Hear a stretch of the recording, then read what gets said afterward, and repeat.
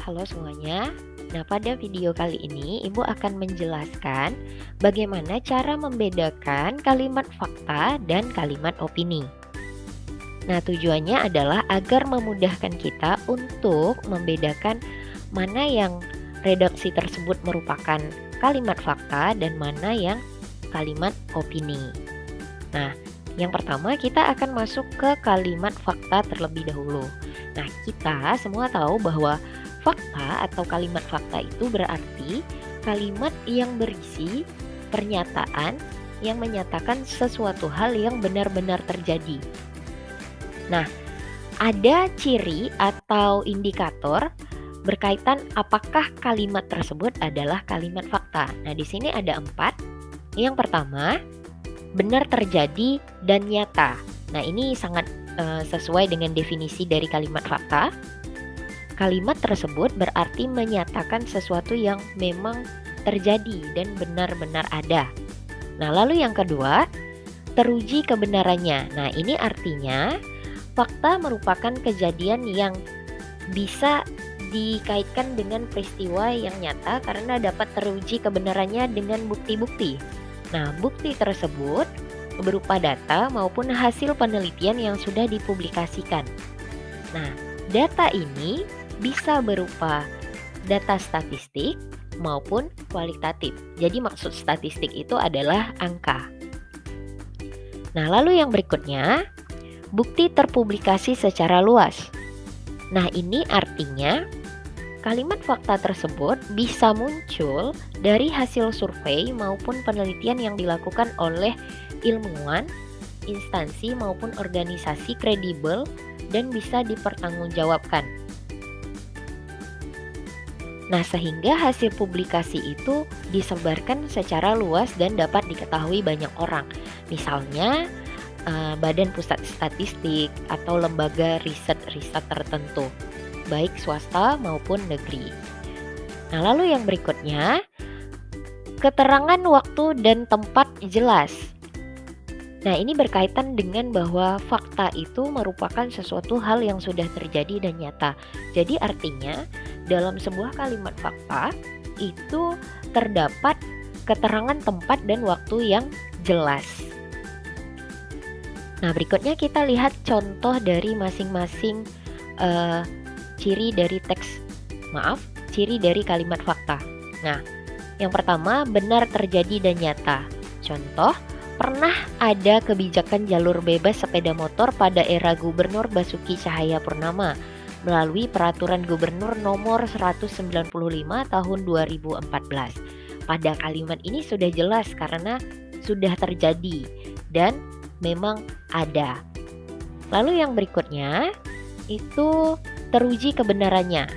Nah, data tahun 2012 Kementerian Energi dan Sumber Daya Mineral mencatat penggunaan BBM untuk sepeda motor sebesar 40%. Nah, kalimat ini juga sebenarnya berkaitan dengan bukti tersebar secara luas begitu ya, karena di sini terbukti bahwa ada lembaga independen yang melakukan penelitian atau perhitungan sehingga muncul data sebesar 40%, yaitu lembaganya adalah Kementerian dan Sumber Daya Mineral.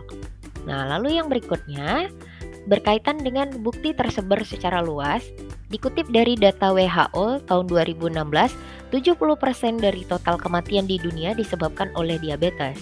Kita tahu bahwa WHO adalah lembaga yang memang kredibel dan terpercaya.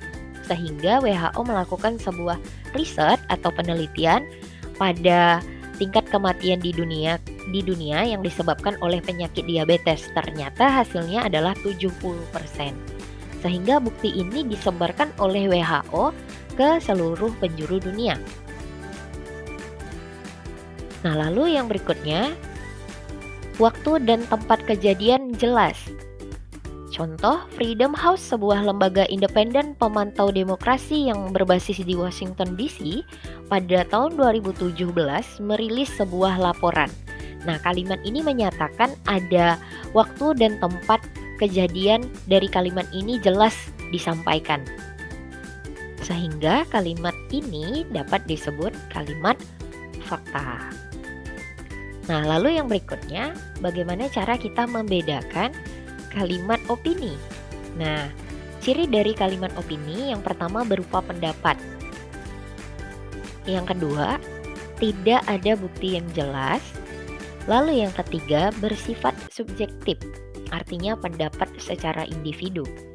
Nah, lalu yang berikutnya, belum teruji kebenarannya. Dan yang terakhir, peristiwa yang belum terjadi. Jadi itu hanya pikiran, begitu, hanya prediksi.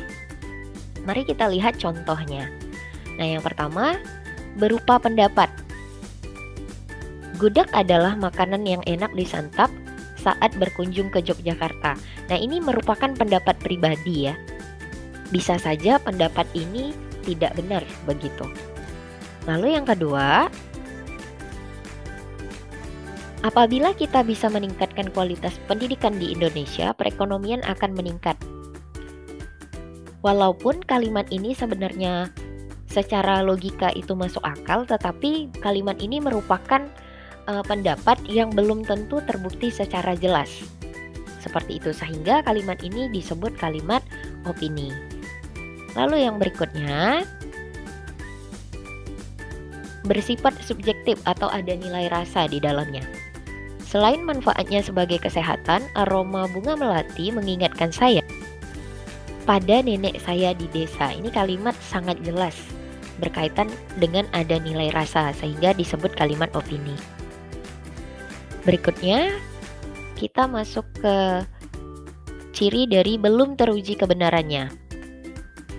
Kasur yang jarang dibersihkan bisa membahayakan pernapasan karena terdapat debu yang kotor. Jadi, kalimat ini perlu pembuktian lagi untuk menjadikan kalimat ini adalah kalimat fakta, sehingga ini disebut opini. Yang berikutnya, peristiwa yang belum terjadi. Pemerintah akan mengembangkan produksi pertanian berorientasi ekspor. Ini jelas sekali bahwa kalimat ini adalah kalimat opini karena menyatakan hal yang belum terjadi. Nah, jadi itu dia cara membedakan kalimat fakta dan kalimat opini. Sekian penjelasan dari Ibu, semoga bisa dipahami. Terima kasih.